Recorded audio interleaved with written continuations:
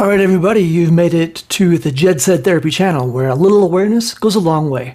My name's Jed Thorpe, licensed therapist. It seems like the world is getting more and more wild, so I thought we'd wrap up this week and just talk about how to remain calm even under high duress. Stay tuned.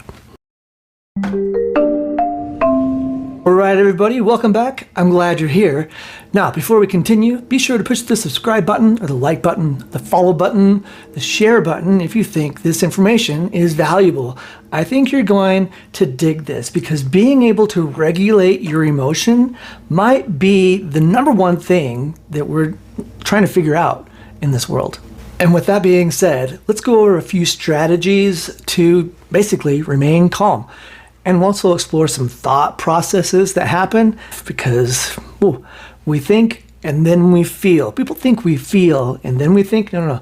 We think and then we feel. We're just really, really good at thinking so quickly that we don't even realize that we're doing it. First off, it's good to remember that anxiety is a fear of the future. So when you're anxious about something or having stress about something, you're not stressed out about what's happening right then. If I'm stressed out about going home after work or the traffic, I'm not in traffic. I'm not even going home. I'm just stressed out about going home. So it's good to realize that anxiety is a fear of the future. And just knowing that you're not in the future yet, that'll help your brain to deactivate crisis mode. And if you're thinking, well, yeah, Jed, it doesn't matter. I'm still really anxious. I'm still having a lot of stress in my life.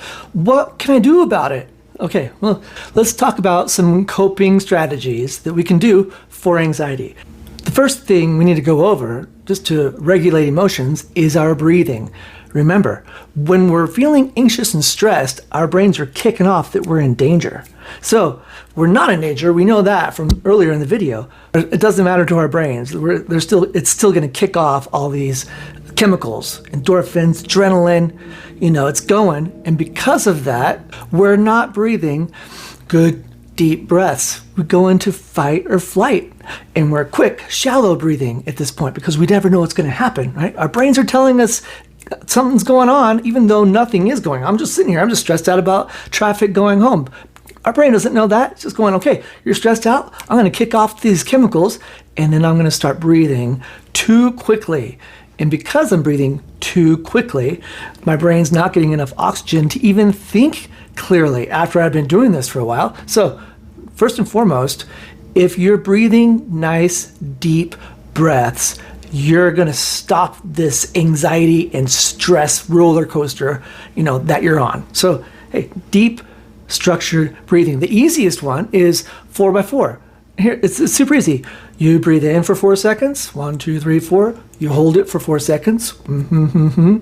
You release the breath for 4 seconds. And then you hold it with no breath in your body for 4 seconds. Just doing that will slow your brain down and it won't go future tripping and send off the chemicals that you don't even need, because I'm not even in traffic right now. I'm just sitting here. I don't need this. So it'll just help to cut off that signal that the brain is throwing out that we're in fight or flight, which is what's creating, by the way, high anxiety. Number 2, it's called the 5-4-3-2-1 method. This is basically just a grounding exercise to bring you back into the present. Because remember, your brain thinks that you're in traffic and it's sending you off signals like you're in traffic. But we're not. We're just sitting here in our chair right now, completely safe. So the first thing you do is locate 5 things that you can see.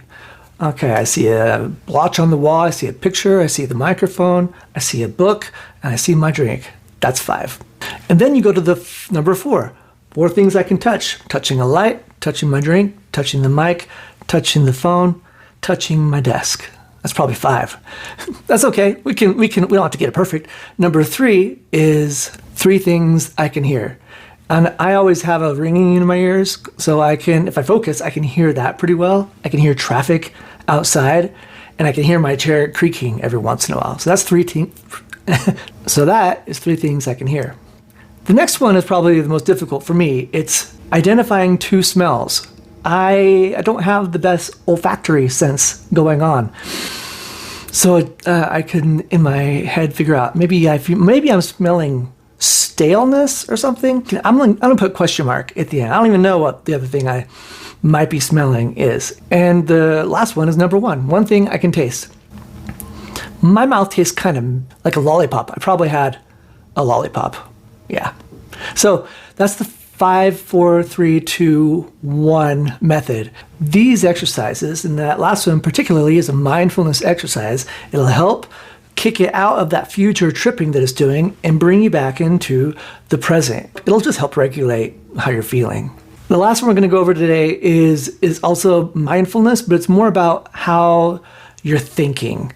If you remember that having emotion is like a storm, that's going to serve you well. Just remembering that emotions pass, just like storms, they come and they go. That'll help to remind your brain that, oh yeah, I'm not going to be feeling this forever. It's okay. Oh, it'll help just to calm your mind down. So hey, maybe it's okay to just have this emotion, knowing that at some point the emotion is going to not be here with us anymore, of like high stress and anxiety. Here's where, listen, I'm going to just lay it out. This is where people mess up with trying to regulate anxiety. They think that if I can control what might happen so it doesn't happen, then I'll feel better. That's not accurate. No, it's not accurate. They try to control it. They try to manipulate so a certain thing won't happen. That only causes more anxiety, because then, oh, what if you do get to control it? Oh my gosh, yeah, so it didn't happen, but then your brain's like, well, I'm still worried. It still could happen, So rather than trying to control what might happen in the future, traffic in this case, if I remember, I don't have to control this, I'm actually going to be fine. Even if it's the worst traffic that I've ever experienced, I'm going to be okay. I don't have to have it a certain way in order to be okay. That belief system right there, you need that. You need to have this understanding that whatever it is you're trying to control doesn't need to be controlled. So often in this anxiety-ridden world that we live in, hey, I get it. It makes sense. There's a lot of things going on that are out of our control.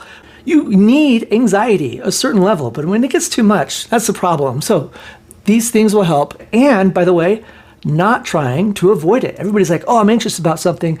I don't want something to happen. I'm going to avoid it. But remember, that doesn't help your anxiety. Long term, it might, I feel better now. But still, to really work through your anxiety, what you do is move towards the uncomfortable. So if my big anxiety is traffic, if I want to get over it, I'm going to go towards where I might have a lot of traffic. And by, throughout these experiences with what's so uncomfortable for me, my brain is going to realize that, hey, you've been through a lot of situations of traffic and you made it. So it's going to feel less, I'm going to send out these fight or flight chemicals. It's going to feel calmer. So rather than avoiding anxiety, it's good to go towards what you're anxious about. That's the only way you're going to realize that you can survive it, Even if it doesn't work out how you hoped, that's okay. You still survived it. So that's anxiety, probably a lot in this video, but it's Friday, and I think it's appropriate. So I'm going to leave it at that. I hope you enjoyed this. I hope you learned something about anxiety and coping skills that you might not have learned before or heard. And if you like this, hey, cool. Subscribe, send it off to somebody who it might be helpful to or for. And then if you want to find more, I'll do a blog on this. You can find that on the website, www.meaningtolive.com. And until next time, awareness up.